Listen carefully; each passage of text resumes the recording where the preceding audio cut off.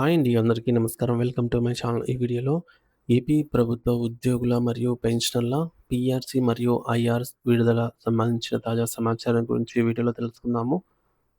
Video అయితే ఎక్కడ గాని స్కిప్ చేయకుండా ఎండ్ వరకు చూస్తే ఎండపై ఇన్ఫర్మేషన్ పూర్తిగా అర్థమవుతుంది.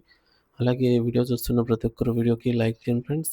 ఈ వీడియోని తోటి ఉద్యోగ, పెన్షనర్ మిత్రులతో అయితే షేర్ చేయండి. కొత్తగా మన ఛానల్ చూస్తున్నవారు ఇంకా ఎవరైనా సబ్స్క్రైబ్ చేసుకోకపోతే వెంటనే మన ఛానల్ అయితే సబ్స్క్రైబ్ చేసుకోండి. సబ్స్క్రైబ్ చేసుకోవడం వల్ల నేను చేసే ప్రతి ఒక్క వీడియో మీ వరకు రీచ్ అవుతుంది. ఇక ఆలస్యం చేయకుండా వివరాల్లోకైతే వెళ్ళిపోదాము. సో ఫ్రెండ్స్, ఇక విషయానికొచ్చినట్లయితే ఆంధ్రప్రదేశ్ రాష్ట్రంలో రాజకీయ సమీకరణలు మారుతున్నాయి. ప్రభుత్వాలు మారుతున్నాయి. కొత్త పాలకులొస్తున్నారు. కానీ దశాబ్దాలుగా వ్యవస్థను నడిపిస్తున్నటువంటి ప్రభుత్వ ఉద్యోగి జీవన ప్రమాణాలు మాత్రం పెరగటం లేదు కదా! వెనక్కి వెళ్తున్నాయి.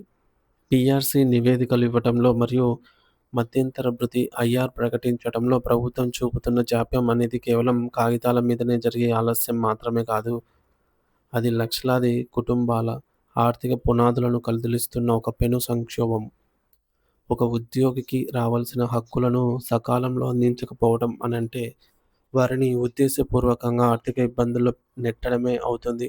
మరి ఈ యొక్క జాప్యం వల్ల ఉద్యోగ వర్గం ఎదుర్కొంటున్న ఆర్థిక మరియు సామాజిక నష్టాలను లోతుగా విశ్లేషిస్తే భయంకరమైన వాస్తవాలు బయటపడతాయి. సో ముందుగా ఆర్థిక పరమైనటువంటి నష్టాలను గమనిస్తే ప్రత్యక్షంగా ఉద్యోగి జేబుకు చిల్లు పడుతోంది. ఉదాహరణకు ఒక ఉద్యోగి ప్రాథమిక వేతనం అనేది రూ. 60,000 అనుకుంటే కనీసం 25% మధ్యంతర భృతి ప్రకటించి ఉంటే ఆ ఉద్యోగికి నెలకు అదనంగా రూ. 15,000 వచ్చేవి. ఏడాది కాలానికి లెక్కగడితే అదే రూ. 1,80,000 భారీ మొత్తం అవుతుంది. ఆంధ్రప్రదేశ్‌లో సుమారుగా 4.5 లక్షల మంది ఉద్యోగులు, 2.5 లక్షల మంది పెన్షనర్స్ కలిపి దాదాపు 7 లక్షల మంది ఉన్నారు. వీరందరికీ ఏడాది పాటు ఐఆర్ ఆగిపోవడం అంటే సుమారు రూ. 12,600,00,00,000 ప్రభుత్వం ఉద్యోగులకు పరోక్షంగా ఉద్యోగుల నుంచి లాగేసుకుంటున్నట్లే. ఇది కేవలం అంకెలు మాత్రమే కాదు. ప్రతి ఉద్యోగి తన పిల్లల చదువులకో, లేదా అనారోగ్య అవసరాలకో, లేదా ఇల్లు కట్టుకోవడానికో దాచుకున్న సొమ్ము ఇది. మరోవైపు పరోక్షంగా జరిగే ఆర్థిక నష్టం లేదా కాంపౌండ్ ఎఫెక్ట్ మరింత ప్రమాదకరమైనది. పీఆర్సీ అమలు ఆలస్యం అవ్వటం వల్ల బేసిక్ పే పెరగదు. ప్రభుత్వం ఇచ్చే కరువు భత్యం డీఏ ఎప్పుడూ బేసిక్ పే మీదనే ఆధారపడి ఉంటుంది. పాత బేసిక్ మీద 4% డీఏ అంటే ఒక రకమైన మొత్తం వస్తుంది.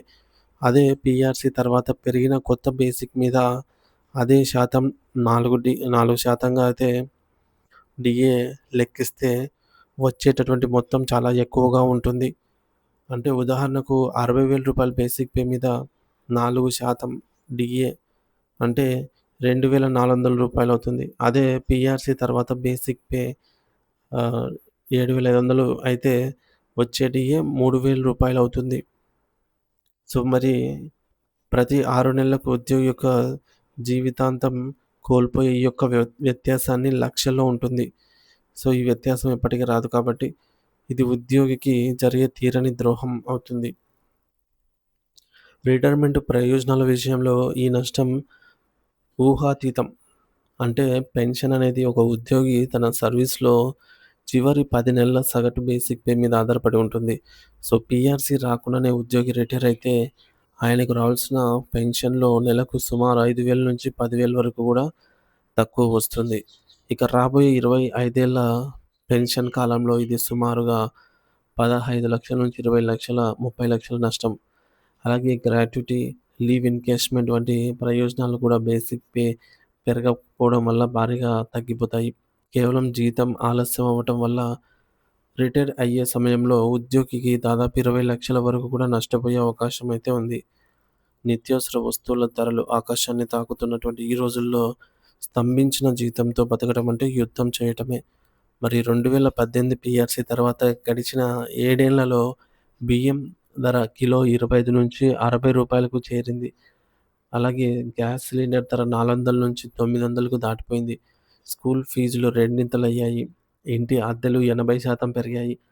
కానీ ఉద్యోగి జీతం మాత్రం అక్కడే ఉంది. ఆర్థిక శాస్త్ర పరిభాషలో దీన్ని సైలెంట్ పే కట్ అని అంటారు. అంటే ఉద్యోగికి ఇచ్చే డబ్బులు తగ్గకపోయినా దాని కొనుగోలు శక్తి మాత్రం 40% పడిపోయింది. దీనివల్ల ఉద్యోగులు అప్పుల ఊబిలో కూరుకుపోతున్నారు. బయట మార్కెట్‌లో 15-24% వడ్డీకి అప్పులు తెచ్చి పర్సనల్ లోన్‌లు, గోల్డ్ లోన్‌లు కడుతూ ఉన్నారు. సకాలంలో ఐఆర్ లేదా పీఆర్‌సీ వచ్చి ఉంటే ఆ డబ్బులతో అప్పులు తీర్చి ఆర్థిక స్వేచ్ఛ పొందే అవకాశం ఉండేది వీరికి. సామాజికంగా చూస్తే ఈ యొక్క ఆర్థిక ఒత్తిడి కుటుంబ వ్యవస్థను కుప్పకూలిపోయేలాగా చేస్తోంది. మధ్యతరగతి ఉద్యోగికి గతంలో ఉండే పొదుపు చేసే అలవాటు ఇప్పుడు పూర్తిగా పోయింది.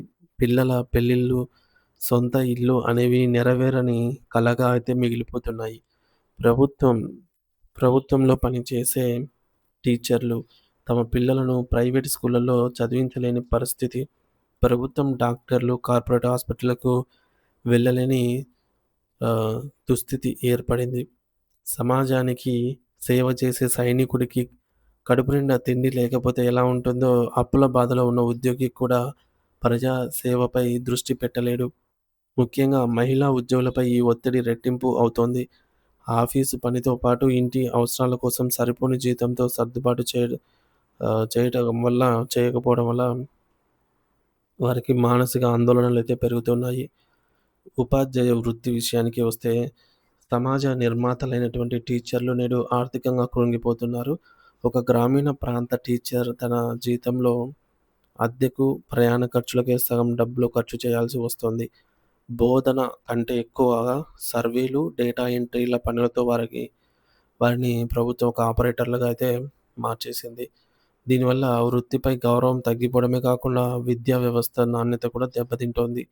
అదేవిధంగా 2018లో రిటైర్ అయినటువంటి ఉద్యోగికి, 2026లో రిటైర్ అయ్యే ఉద్యోగికి మధ్య ఒకే క్యాడర్ ఉన్నప్పటికీ లక్షల రూపాయల తేడా ఉండటం అనేది తరాల మధ్య అసమానతను పెంచుతోంది. ప్రభుత్వం ఎప్పుడూ చెప్పే ఖజానా ఖాళీ అనేటటువంటి సాకు కేవలం ఉద్యోగుల దగ్గరికే ఎందుకు వర్తిస్తుంది అనేది పెద్ద ప్రశ్న.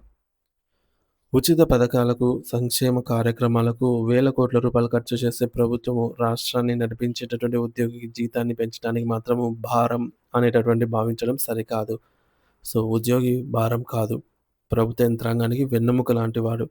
వెంటనే మధ్యంతర భృతి ఐఆర్ ప్రకటించడం, పీఆర్సీ కమిషన్‌ను నిర్ణీత కాలపరిమితిలోగా పూర్తిగా చేయటము, పెండింగ్‌లో ఉన్నటువంటి డీఏ మరియు మెడికల్ బిల్లులను విడుదల చేయటము ప్రభుత్వ కనీస బాధ్యత. మరి ఉద్యోగి సంతోషంగా ఉంటేనే పాలన సాఫీగా సాగుతుంది. తద్వారా ప్రజలందరికీ మేలు జరుగుతుంది అనే చెప్పవచ్చు. సో, దీనిపై మీ అభిప్రాయాన్ని కామెంట్ ద్వారా అయితే తెలియజేయండి friends. Thank you for watching this video.